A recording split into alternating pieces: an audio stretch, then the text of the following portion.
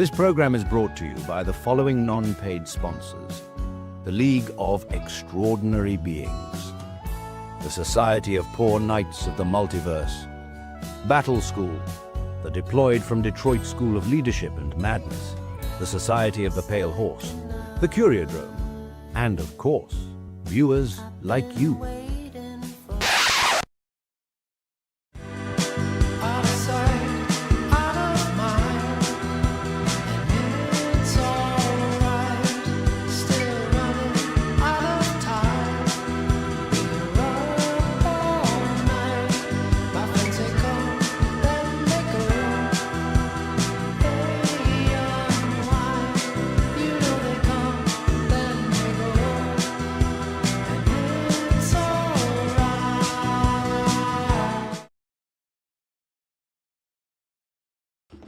Hi.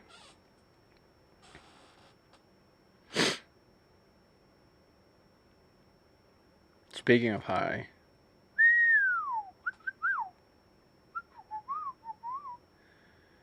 it didn't go into the red. It's pretty good. Hi, I'm Jenny Durden. Welcome. This is hypothetically a podcast. In practice, but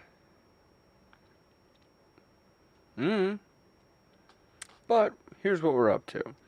My name is Jenny Durden. I am a former Staff Sergeant in the United States Air Force, former professional military education instructor, taught leadership and organization, logistics, shit like that. I'm also an author and an artist and a painter, and I do a ton of shit. Don't worry though, I'm not going to try and sell you anything. I've got other people for that. This is just me, hanging out and talking. And the purpose of this stretch that we've been at so far, the first 12 episodes, preposterously enough, like, why not lead with your good material? I'm doing it kind of on purpose. There's little to no marketing. I just hop on a couple things. I'm like, hey, I'm doing stuff. Because I want an unmarketable version of what I know is actually a really good product. And so, this is me tricking some people into paying me to do a better version of it. Not even me. I don't fucking care about money. It'd be nice because I could get some things for some people. But I'm good. I'm okay. But, I don't know. I think there's a better version of this course. I think there's a better version of this material. Clearly. This is not how it's taught in the military. You don't get rip-roaring stone. I'm like, come here, guys. We gotta talk. I guess let's talk. Well, actually, that does happen when booze is involved. More than you. Come here, I gotta tell you the story about. This is why you don't. This is why you don't date people at work, okay?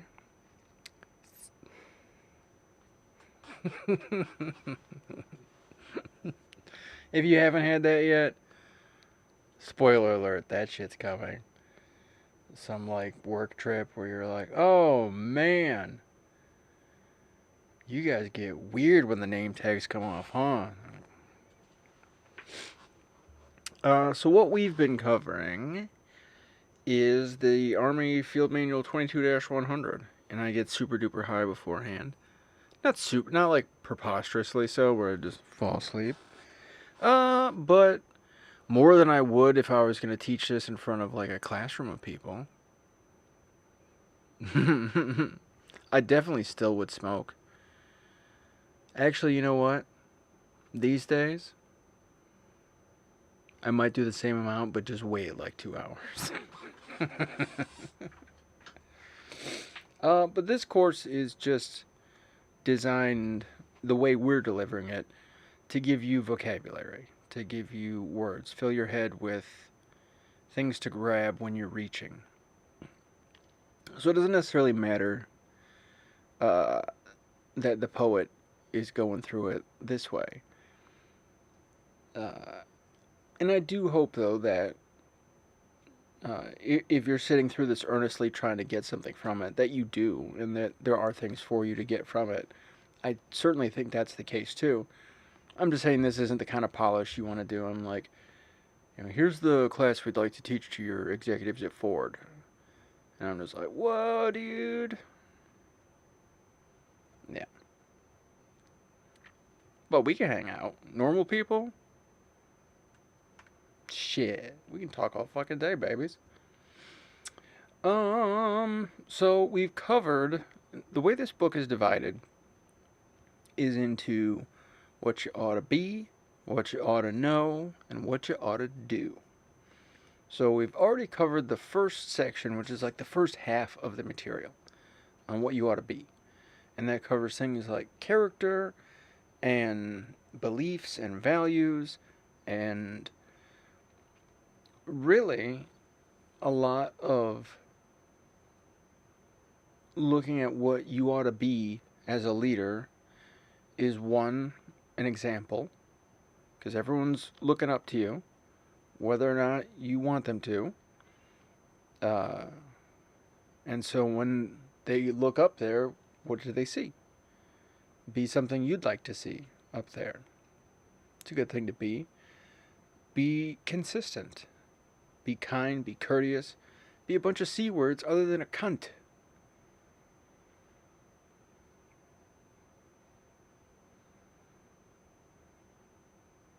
Yeah, I'm going through the list. I'm like, yeah. You can even be cautious. That's okay. Crafty, that's cool. You can be cool. Creative. Yeah, just don't be a cunt. And when we call for you, be who we expect. And not to match our expectations, but be who you signed up to be. What you wrote on the tin. I am so-and-so, and this is what I will do. So when I call, hey, you gonna do that? Mm-hmm. That's it. That's all. Be that. Be there for people. Be present. Be ready. Be willing. Be caring. Another C word. Now we're getting into know. Talked about knowing standards, which is a lot of what gets diminished as sort of like needle dicky kind of work, which, holy shit, that's a rough phrase, but like, there's nothing kind about that. But needle dicking was a phrase people would use for going through paperwork when you didn't need to. Someone who's like, you didn't spell that right. Yeah. Don't do that. That's not what your knowledge of the standards is there for. You're not there to know things to hold them against other people. You're there to hold them for people and hand them to people.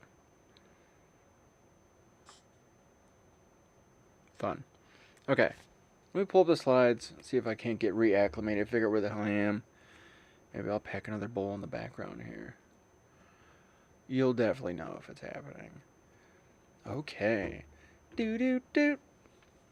So we covered some of this last week. Leadership in action, what you gotta know. Knowledge is power. That is true. Power is the ability to cause a thing to happen. If you're a dumb shit, you can't cause nothing to happen.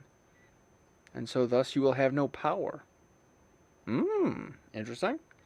So things you need to know as a leader.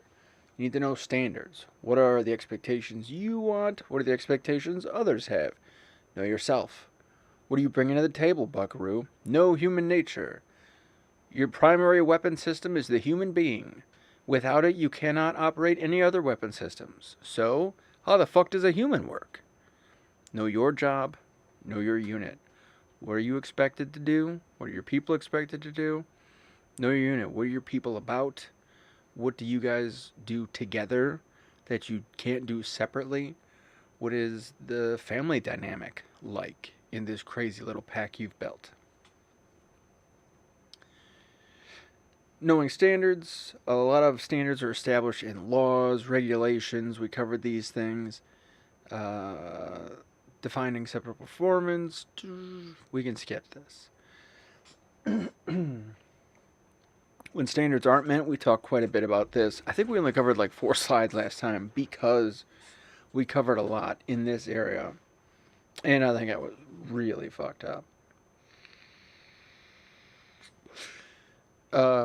So when standards aren't met, critical questions to ask. Did people understand? Did you give them the resources they needed, authority, training, direction? Did you give them the things they needed to do the things they were supposed to do? Did they know how to do what was expected?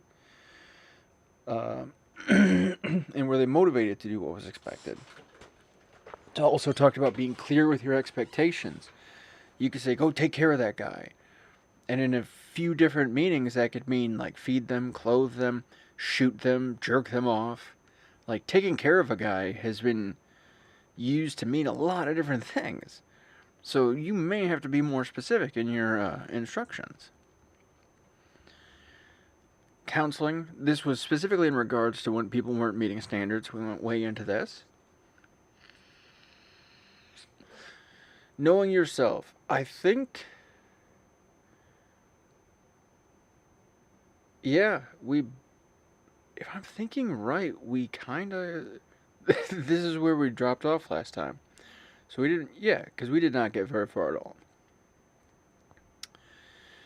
I mean, we covered a lot. We talked about a lot of good points. I'm not going to shit on the experience. I'm just saying slide-wise, we only went through 4. So you want to know yourself. There's a lot of different ways to think about this. I saw a pretty cool episode of Smarter Every Day recently where Destin was talking to one of his preacher buddies about a concept. And, you know, they're religious, so they went to some leaps that I might not, but ultimately, like, it's worth giving it a watch. I'm trying to remember the name of the title. I'll try and... If I remember it right, I'll look for it. It was something square or whatever, but... That being said, there's always going to be a cloud of things you don't know. Things outside of you. There will always be this thing. That doesn't prevent you from knowing yourself. It prevents you from knowing about yourself. It prevents you... Or, I'm sorry... I'm going to rewind here and just take the slides here. You're 3 people. The point this thing is trying to make here. You are who you are, the objective view, the testable, repeatable, clear. These are things that everyone can say for sure. Then there's who you think you are, your subjective view, your id versus ego, all that sort of bullshit. What you think about, do you think you're important? Do you think you're not important? Do you care more about others? Do you care about, where do you think your value is compared to others, compared to the objective view? And and who others think you are. That's another subjective view. It's an interpretation of actions. It's always fed by things outside of you. There's all kinds of versions of me. There's this version of me that you guys see, you guys interact with. There's the version that the people in my life interact with and they know. And there's who I think I am. And I get told I'm pretty smart. But I still find disagreement sometimes. But that's why I have people around like that. Ooh, banging into the mic. Because often my assessment of self is lower than the objective. And so My friends help me out with that. Tell me to pull my head out of my ass and recognize when I'm doing a good job.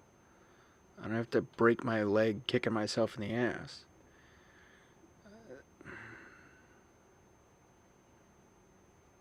That's that in real action. Or in whatever am I. And who others think you are. That one's there too. You can see with the type of friends I have, that's really important to me. And the things they do and the things they trust me with is really important to me. In this day and age, to be a transgender babysitter is a really big honor.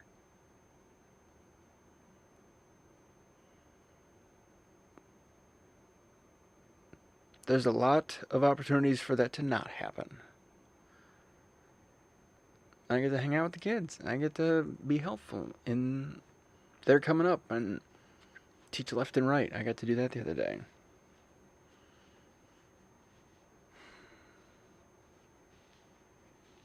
And that shows who they think I am. And who they think I'm not.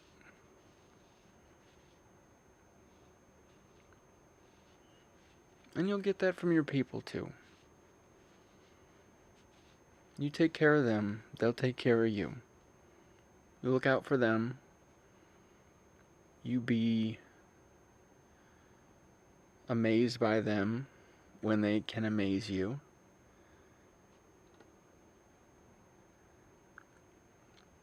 Be invested in them.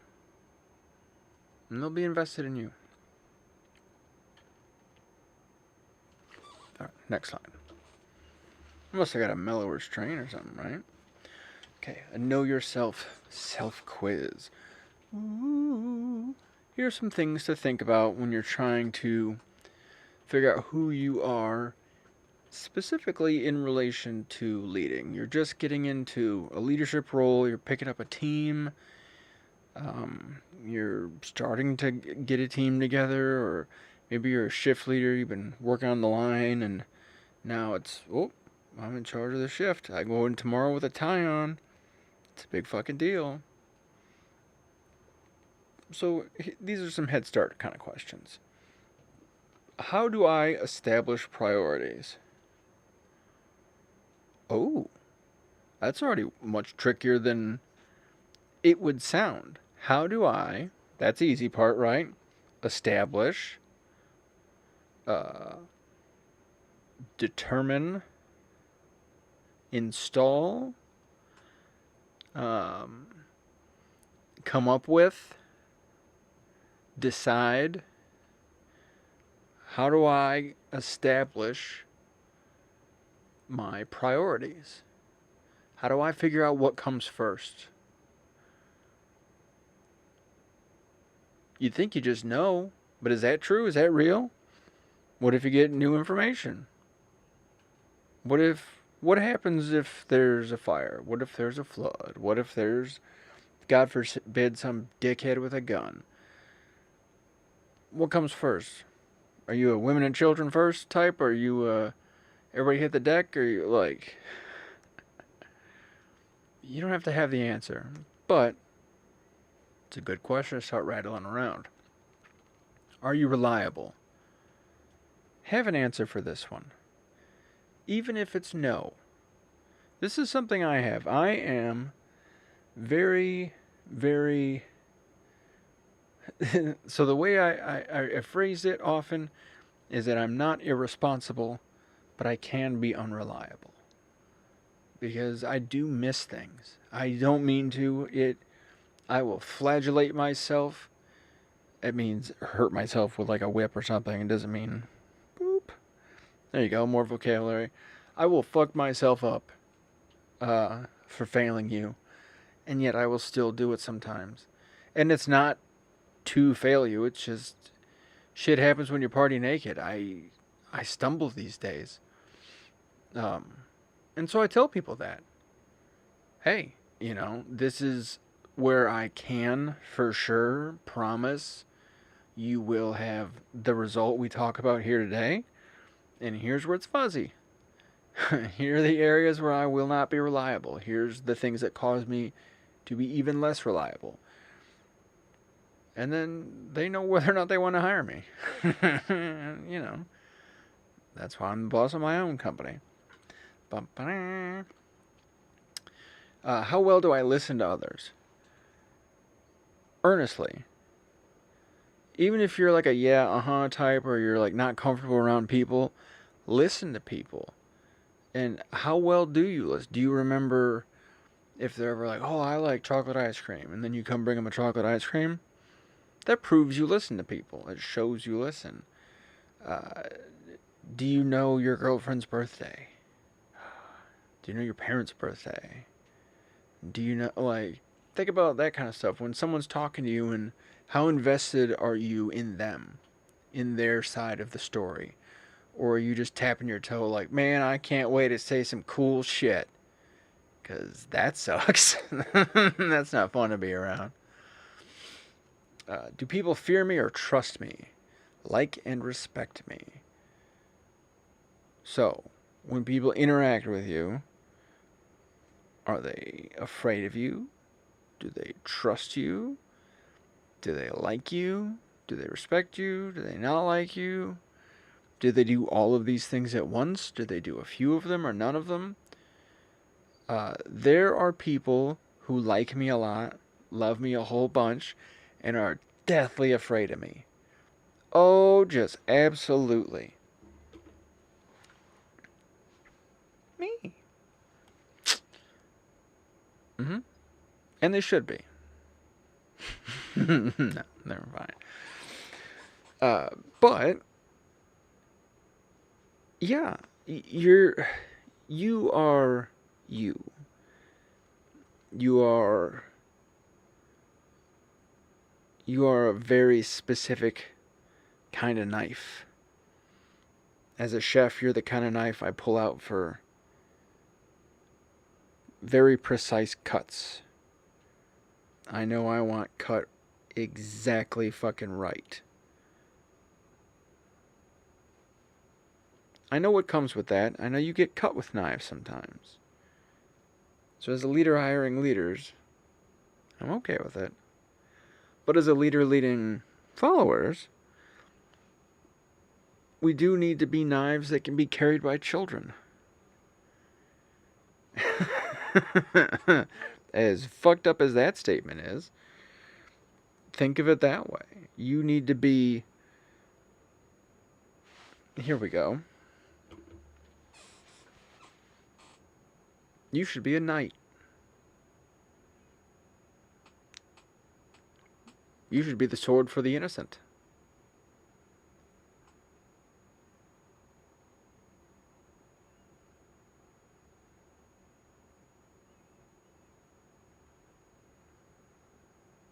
Be a good leader.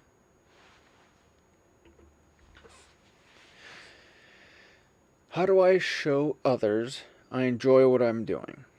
Are you a singer or a dancer? Are you a clapper, or a talker? Or there's any number of ways. You can be the type who's a hard worker, doesn't say shit, just nose to the grindstone, and then when you get done, you like walk to the fridge and crack a beer, and then everyone knows it's like time, like we're done for the day. Whatever. As long as people know they've pleased you, that's going to be helpful. Because if you establish a relationship where your troops don't know if they're ever pleasing you, it'll just cause a lot of unnecessary stress and drama as they like reach and reach and reach for unattainable goals. And also, if you're not telling them, they're going to kind of try and test things and make things up, and you know, any blank you don't fill in still gets filled in. So that's a very important one to learn in the leader landscape. Am I a delegator or a micromanager? Very, very important to delegate. If you've already done it once and you've already done it twice, no sense doing it a third time. Train somebody new. Oh, but it won't be perfect. Who gives a shit? We ain't getting perfect down here. We just get what we get. Micromanagers are infuriating because, sure, micromanaging on some level shows you have a deep interest and passion in the project, but it also shows that you have a huge mistrust of your staff. If you're constantly up their ass and over their shoulder, they think, because you're providing them only evidence that, they can't be trusted. Because you're persistently coming in and moving their things, changing things around, doing this, doing that, poking the bear, poking the bear. Don't. Be a jazz band leader and just go da da da da da and wait for what they come back with. And then go, okay. And then point to the next section. Then you'll get so much more done. Rather than trying to trying to do the job of 20 people, fuck that. Have 20 people do it. That's the point of having them. Boo. Alright. Am I an optimist or a pessimist? Importantly, are you an optimist or a pessimist who lets that get in the way of your shit? Are you such an optimist that you can't see the bad in people? Are you such a pessimist that you can't see the good in people? Are you such an optimist that you can't recognize a bad time? And vice versa? Such a pessimist you can't realize when we're all having a good time? Have some balance there. The world is on fire, and there's something beautiful to that. And it's still going to kill us, and there's still something beautiful to that. It is what it is, kids. Am I selfless or am I self-serving? Hang on. I'm going to hit the mic on that one. Wait.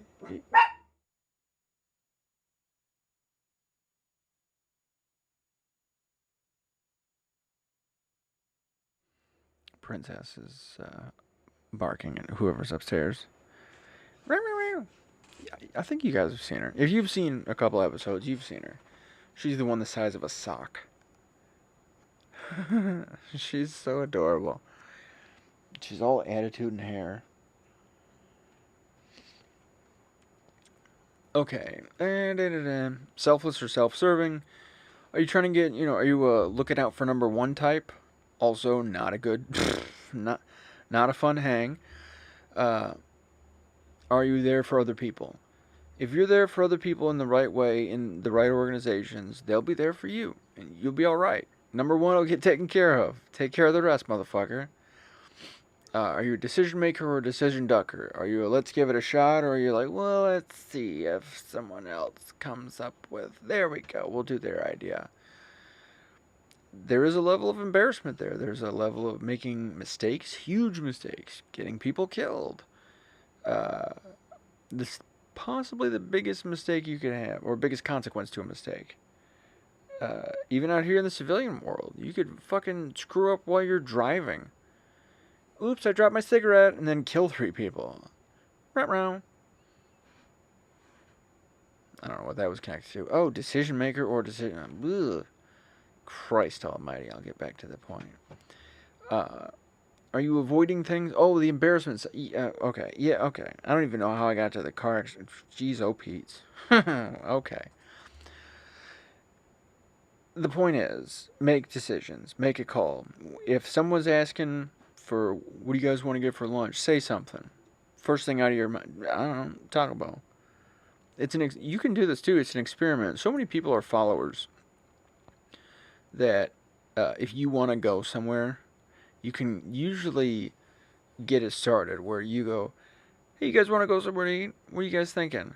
And then they can all say what they want. And then you at the end go, how about this? You have to use that tone of voice. And then everyone will say yes and you go there. Because we're animals. Big, dumb fucking animals.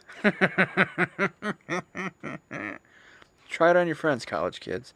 If your fucking idiot buddies are sitting there talking about going somewhere expensive, pick up the shell, pass it around, and then be like, how about a place with a $1 menu? How about they have these cheese sticks? Man. You gotta be very sort of you can't be like, I want tacos. It's not gonna work. Give them theater. Alright. Am I competent at my job? You can be a leader and not competent at your job as long as your people are competent at their job and know that you are not competent at yours. And they will know right away, but as long as you tell them ahead of time that you're like, listen, guys, I don't know fuck about shit when it comes to what we're doing. So you guys keep me informed on what's what, and I'll just keep us, uh, whatever the case is. Because that's been the case when I've had small special teams of people with, like, specializations that are outside of my purview, but, like, I can still take care of them. I can still make sure they're fed and watered and they have a place to sleep and, basic sort of, like, squad leader stuff. You can do that shit. Yeah. And can you improve your competence at your job? Is it a practice thing? Do you need mentorship? Do you need training, education, etc.? Do you lead by example? Are you the thing at work you want to see at work? Are you the thing at home you want to see at home?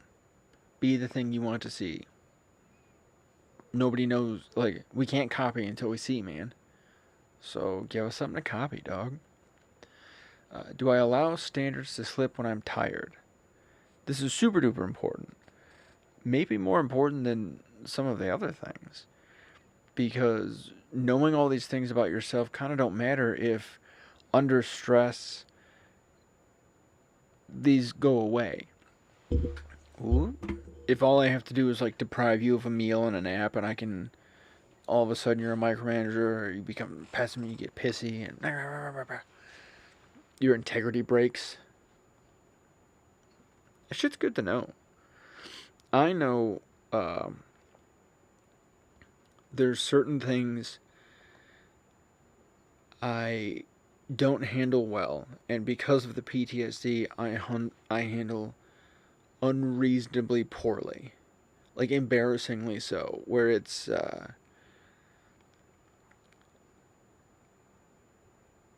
impulsive, compulsive, whatever the right word is for it. Fuck, I just add it before I know it, and it's something I gotta stop myself from doing in the middle of. Sometime, or, like, if a piece of technological equipment stops doing what it says it's supposed to do, I lose my fucking mind. Which is not reasonable because of the rate at which they all do it. But, like, oh, you want to see me mad? Get, like, a button on a website to not work, or some bullshit like that. A printer to not connect. I'm like, I spend this motherfucking money in this motherfucking thing. I'm gonna fucking. It's not pretty. I know that about myself. My team knows that about me. So it'll be funny too if I start getting on the computer with something and I'm like, starting to, I'll hear like, hey Jen, why don't you come over here, help us with something? What are you doing? What are you working on? Hand us paperwork. I'm like, okay. Yeah. You gotta be you as often as you can. Alright, let's see what signs we got. Get real feedback. Super important. Don't get... I heard an interview with President Dipshit, and he was like, I don't like to have people on my staff that are smarter than me. And I'm like, well, that explains it. That makes a lot of fucking... Okay, well, that explains the other stuff.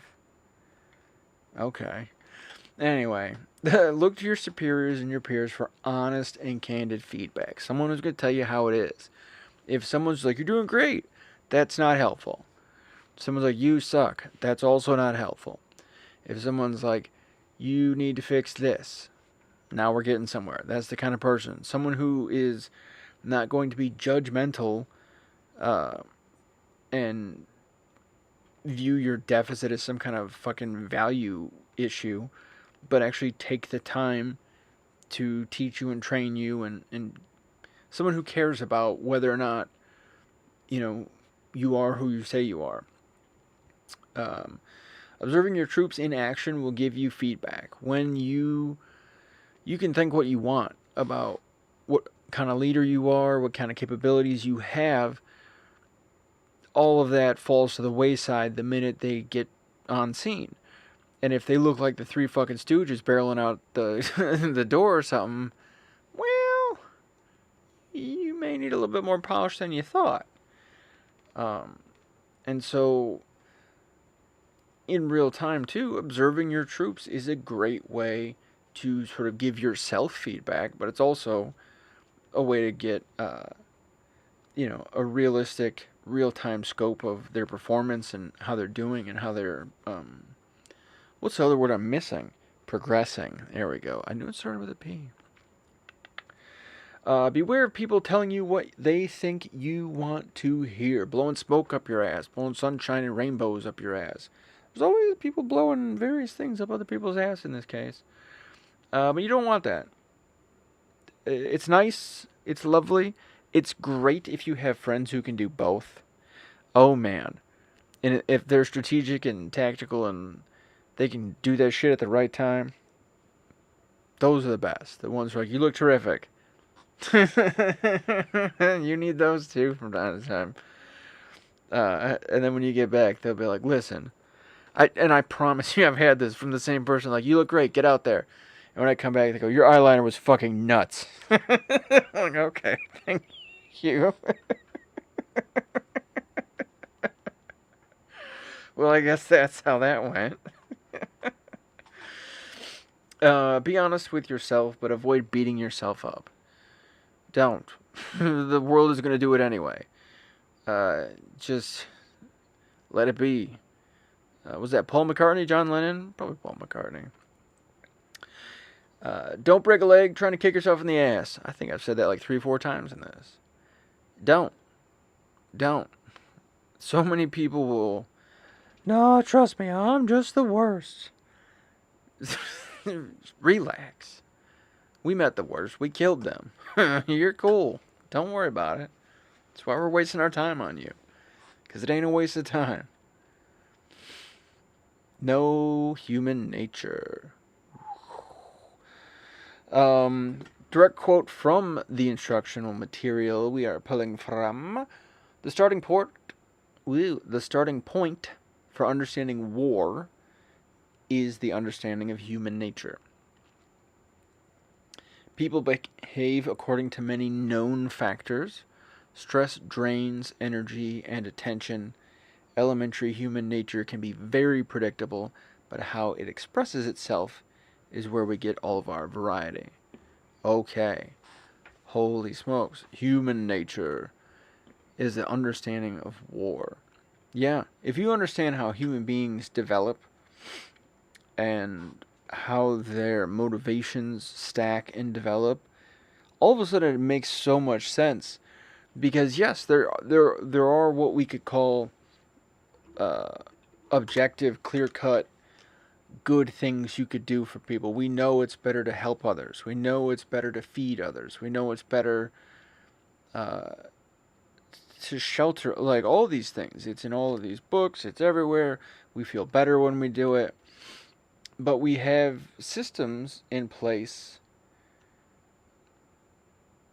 that keep us from doing that as a matter of handling lower levels of motivation.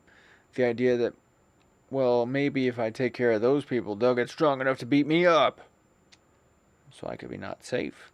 Or what if they outnumber me and then they're mean to me and then I can't be part of their club? Or what if they are better? Here you go, America. What if they're better at sports than me? Tough shit. Enjoy it. It's pretty great. Go Pistons, huh? Yeah. There is these weaker urges we have, which it's not necessarily an insult if you're in the wrong period of your, unless you're in the wrong period of your life trying to search for these things. But even then, the insult's more a poke in a direction. The hell was I saying? I blacked out. Ironically, to the Palace of Auburn Hills, courtside, the Pistons and fuck, I can't remember who. Yang was there. That 9-foot tall Chinese fella. It's pretty cool. Like, holy shit. Nice fella. Seemed like it at least. Human nature. Oh, the stack of motivations getting into the. Okay. So it takes a lot of people decades to solidify a place in life where they have all these things secure. They have their own safety secure. They have their social life secure. They have their sense of self secure. All of those need to be nailed down before you're like, I'm going to go feed the world. And if you never nail those down, you'll never get to that stage. That's why there's, 50 and 60 and 70-year-olds who are greedy as fuck. Because they haven't nailed that part on ego. They haven't nailed that part on safety. They assume, usually hoarding and wealth and all that shit is a sign of hoarding, the same as somebody with a stack of dead cats in the basement. Bunch of gold in the bank ain't no fucking different. You're not using it, dickhead. Anyway, it's a low-level motivation. The motivation to have wealth is a low-level motivation, either for safety or individual status. It seldom is it can be a social thing, but not really. It really rarely is. If it is, it becomes like a patch for another low ego thing. We'll talk about that later, and it's fun. I got a whole weird package on motivation theory. But because so many people are on their way to becoming a fully realized person, most of us aren't fully realized people, which is where we get our bevy of dog shit decisions we see made all the time.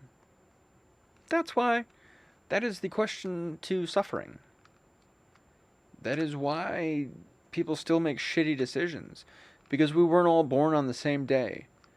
And we each have to learn at our own pace. And fuck if that isn't just taxing.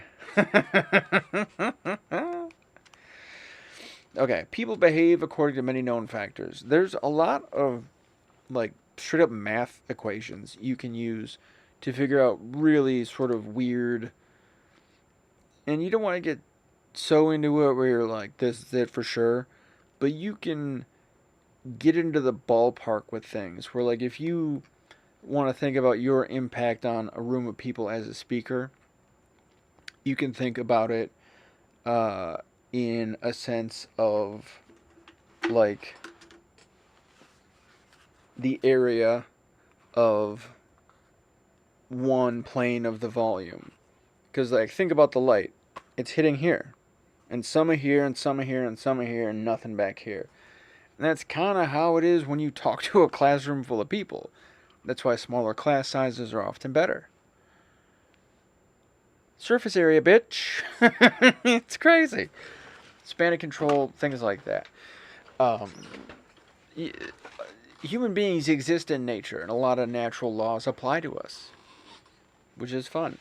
And don't use these as ways to nail people down and organize people, and never let it be the end of a thought. But these fun laws, and like Price's Law, and I've been utilizing a version of least action, which is a physics equation. I've been using that to map people's path through things. And it is spooky accurate. And I'm still trying to get it to not be, so I can test it, and because it could be a fucking parlor trick. I'm very ready for it to be that. But in the meantime, yeah, we are what we are. We are, yes, at times we can feel alone, but we are never not among one another. Even if they're in the building next door. even if they're in the apartment next door.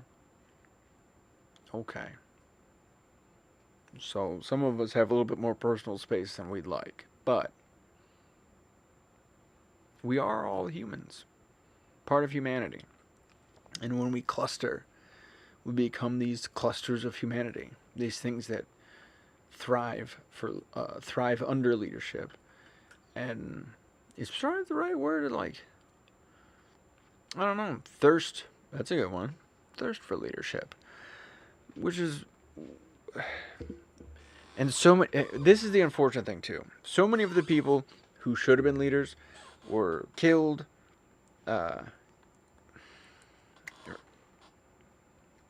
They got killed off before or after the war. I'll tell you that much. And then the rest of you were killed in kindergarten. The rest of you were killed in first grade, second grade, third grade. Whenever the fuck they told you to stop dreaming, they killed you too.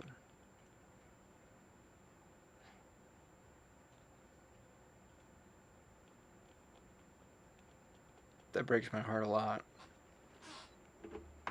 You can see it in people. And some people you can almost see when it happened. There's telltale signs of when certain things solidify in a person. And it's sad. So many people were just left out in the rain like fucking dogs. And I don't even do that to my dogs. Free range babies.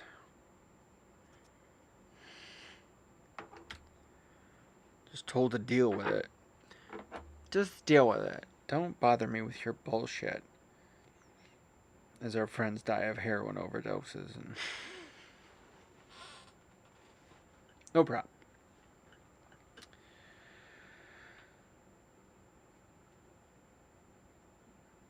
It's part of human nature too.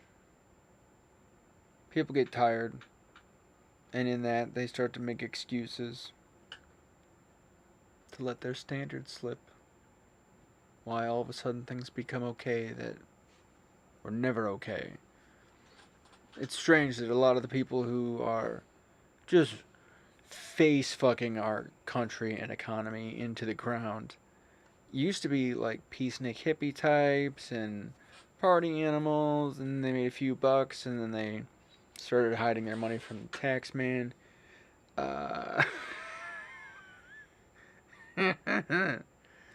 And now they're the tax man. Fun, huh? Yeah, stress is a drain. Stress will... We call it cooking. We call it time in the oven. Because it is that. Like, when you put a person under stress, it's like putting a roast in the oven. You better watch. You better fucking keep an eye on that thing.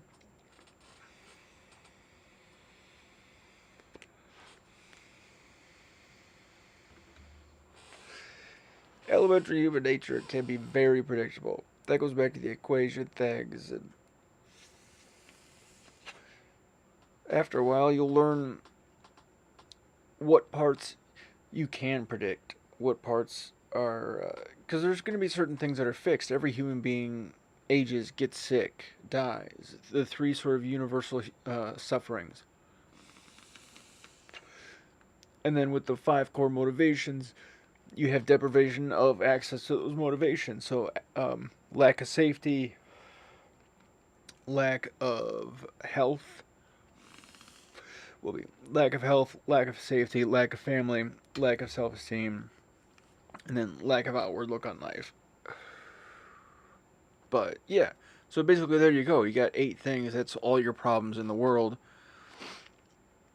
But the flavor that we get, how it's expressed, is the combinations, how many people are doing this, that, and the other thing, what technology we have to allow us to express these things, how it can be combated in real time.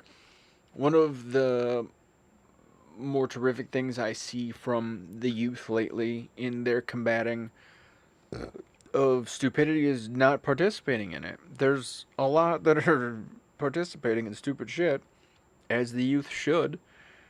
You have a young, virile, springy body. Fucking go after it. Go bang that thing up. I mean, because you ain't gonna be able to do that in a while. Um, but everyone's gonna have a new idea. Everyone's gonna repeat an idea. It's fun watching these kids. Um, the kids here now are 5 and 3, and it's so fun to see them sort of independently do things that I did as a kid or my friends did as a kid, and just seeing how they naturally come to that as a result of being a human kid out here in the world. It wasn't so much a me thing or a they thing or a them thing or anybody. It was the nature of being a person, the nature of being an inquisitive kid will cause these things to erupt here and here and here and here. And that's really kind of cool and beautiful. So know that, and you'll learn to know that, like, you'll come to know that through study, but you'll more so come to know that through engagement, by observing people and by developing relationships with people. Because observing just from the outside, one, super creepy, but two, it's not the whole picture. You watching someone talk to somebody else is not the same as watching them talk to you. It's not the same as feeling them talk to you. The eye contact. A lot of us are not eye contact people anymore. After COVID, and people are like, "Listen, maybe I'm autistic. I don't know. Just fucking no eyes." I'm like, "Okay, that's all right. I get it. It's okay." But we still hang out. We still talk. We can every now and again just look up and nod and let me know you're here still. It's okay. I used to be a no eye contact kid for a long time. Then I really struggled to, like, where the fuck do I look? That was that was my first sort of, like, weird concern in, like, making eye contact, was like, what part of their head do I look? Because you can't look at both eyes, really. Because, like, and then I met my buddy, his dad had fucking cross eyes. I'm like, oh, jeez, us. I don't know what. A lot of stress. You figure it out. You learn. You make friends. Okay. Potential for good and bad behavior. Ooh. Each person has the potential to enact ultimate acts of good and evil.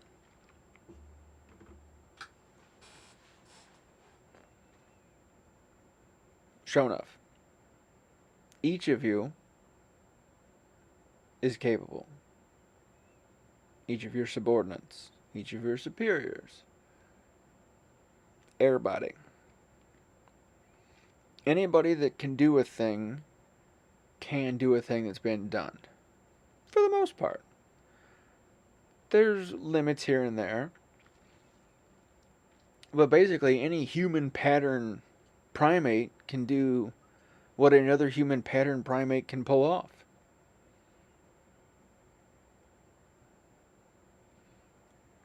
Also, this can extend to thinking.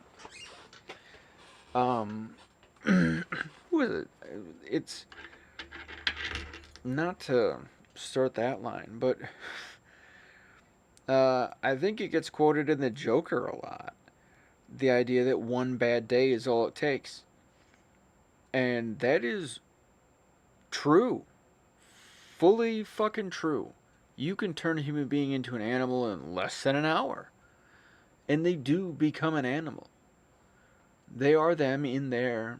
They're stuck. They get pushed to the side. And the animal parts of themselves take over. And nearest thing to a werewolf we have is an angry motherfucker. An angry person who's usually not angry. and they can't control it. That's some shit. Even, people who are carrying... There was this one fella, Guy de Ra. Guy de Ra was a general under the command of Joan of Arc, the French teenager / war hero, who heard voices and was pretty sure they were God, and they were giving her military strategy on how to push the English out of France. Okay. I wasn't in charge back then, but Prince of France was, and he said, sure, give her an army. That's where she gets Guy de Ra. Guy de Ra was a holy paladin. He was a very noble, upright, honest type. Until they burned Joan of Arc at the stake. And then he became a fucking monster. Because they killed his saint. Like, his link to God, his link to creation, his link to the throne, his link to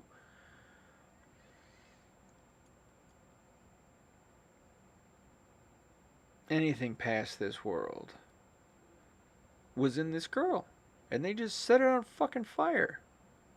I think in Burgundy. I think Burgundy was English held at the time. So it was still technically in France, but I think it was Burgundy or Normandy. It was something like that. But it was English held territory that is currently part of France now. But they killed her. And yeah, after that, Guy de Ra lost his goddamn mind.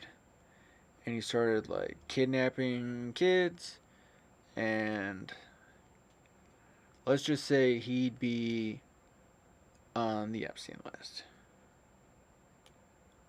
I mean, it might be the Guy de Ra list, if I'm being honest. Like, back in the day, he might have been like... yeah. One of Joan of Arc's generals. But that's what happens when you kill a general in God's army. If you take away his version of what might happen in forever, they'll get very fixated on now kind of stuff. Now and past and spooky. Your role is to suppress behavior that is harmful or detrimental to the mission. So, and that is kind of all in it. Like, not to suppress behavior that is harmful or detrimental to how you feel about stuff. Because some people are toe tappers and you're not into it, or some people are whatever. People have quirks because they're humans. Let them have those quirks. Those are not behaviors you're there to stop. You're there to stop behaviors that maybe they are a toe tapper who doesn't stop when people ask. Okay, we can start addressing that. That's different. Then, like, asking once is one thing, asking twice is another. You're not there to police someone and create and curate a new person. You're there to help a person through a process. Understand that stress can cause a lapse in behavior. So just like you being stressed out can cause you to fuck up, if your people are fucking up, guess it's that. In most cases, if somebody's screwing up, it's not because they're trying to fuck you over or they're trying to hurt your feelings or whatever. So you can usually just, assume that's not the case and just be surprised when it is. And just move on to they misunderstood something or whatever. But in most cases, when you're doing some kind of reprimand or dealing with, bad behavior, it's really not as gnarly as you think. Or as most people are ready for. A lot of people are like, oh, this is going to be awful. And like, it's fine. We're okay. Don't coddle your troops, but provide an environment with the lowest probable stress, meaning make your intensity match your purpose. On the military side, this is a much more uh, readily needed piece of advice. On the civilian side, maybe not as much, but I think you could pull this out too. You know, the same, don't coddle your troops. This is, don't baby them in such a way that they're never going to be able to do things on their own if you're constantly stepping in for them and making excuses for their behavior and not providing them with opportunities to advance on their own. That's coddling. Don't do that. And providing an environment with the lowest probable stress isn't you making it easy. We're talking lowest probable stress. Having your intensity match your purpose. Things that suck are things like mandatory fun. That's a weird level of intensity in a lot of cases. Like, all right, gang, we're gonna go, the cheerleader type. And if I'm not into it, I don't want to go. Like, I've had a lot of that where the version of that we got away with in the service, it was like we were playing kickball one time, and there were people who were like, I'm not playing kickball. I'm not going to be seen dead playing kickball. And we're like, whatever, at least come out to the field. And they're like, okay. And so we did that. And they came out to the field, and they ended up playing anyway. But do it that way. You know, meet your people in the middle ground there. But, like, where Walmart does their, like, stupid fucking war chant at the beginning of the day, it's really uncomfortable. Because it doesn't match, like, that rah-rah energy of having your soul kicked in so you can shuffle some fucking boxes around and get paid that nickel. Fuck you. I'm not dancing for you. Mm-mm. We had, at Panera Bread, I love Panera Bread, honest to God. It was one of the best employers I ever worked for. However, we would have these staff meetings that would be off shift. We'd get paid for them, though, which was cool. And you could get a free meal. Well, like a staff meal. But there was always, like, free stuff lying around because you taste all the new stuff that was coming out for the new finagle thing. But it was called Breaducation. Mm-mm. Mm-mm. It just immediately were... It's too inside baseball. It's too fan club. It's too... Don't make me sound like a moron to join your club. Like, I don't want to do that. Don't do that either. So... Intensity can come in a few ways. It's not just being Gunnery Sergeant Hartman. It's, you know, is this the right place to be a cheerleader? Is this the right place? For me, my intensity, my vocabulary, I can be very aggressive with it. And there are times when that intensity is not called for. And I don't bring it out. Right? Definitely try not to. But again, these are things you'll come up, you'll experience along the way. And this is pants you got to try on to know how they fit kind of thing. Okay, I'm going to say... Ooh, okay, we're going to close it up here because we're at 12:03, and I like to close at about midnight. Fear is a big one, but we'll spend more time with it next week. I think that'll be fair for fear. Fear's a wild one. Fear is a big fucking deal in the military. And spoiler alert, fear is not a thing you get rid of. Fear is not a thing you stop having. Really. Fear is a thing you negotiate with once and never again. And if you still have that fear, well, you just gotta keep going anyway. And easier said than done. And I'll say a whole bunch about it next week. So, Yeah, fun. I don't know that I have any very important closing thoughts. I never really do. Um, yeah, it's crazy out there. It's gonna get crazier for me soon. I've got some fun stuff coming, and when I can advertise on that more, I will. Um, it's gonna be exciting. It's going to be too much, but it's gonna be exactly what I asked for. Um, you'll see us. We're gonna be on your street. We're gonna be everywhere soon. At a minimum, we'll be wherever you are.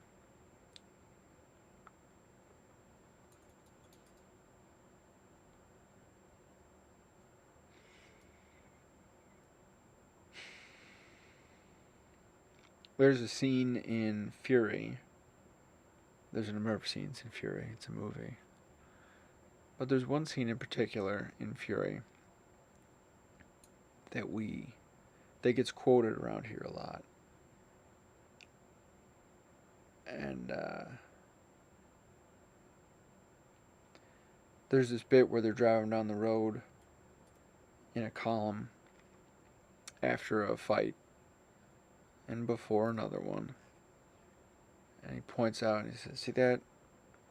That's a whole city on fire." And then he says, "This war will end, but first a lot of people have to die."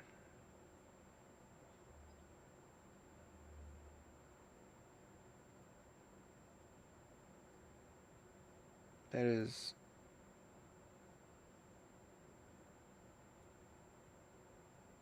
utterly unfortunate. And totally true.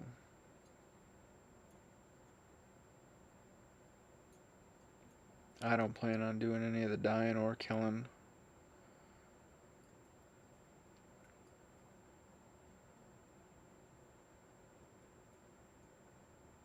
But I ain't gonna fucking stand by.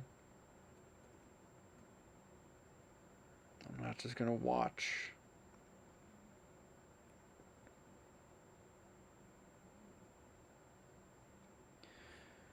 I don't want this podcast to be me telling you what to do, how to organize, how to. I don't want to tell you to. I don't want to tell you what's wrong with things, what's right with things, what it is you ought to be doing. You know. You know.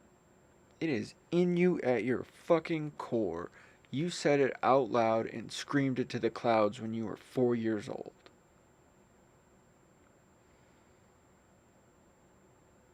Maybe 5, maybe 6. Standing on top of a slide somewhere, telling the sky what you were going to be one day.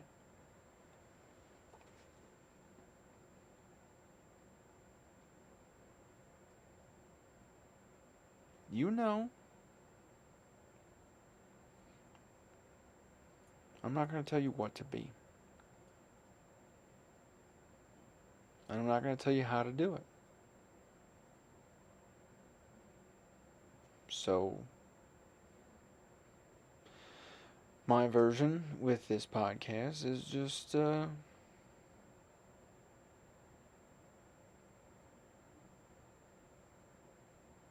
just be here as you figure it out.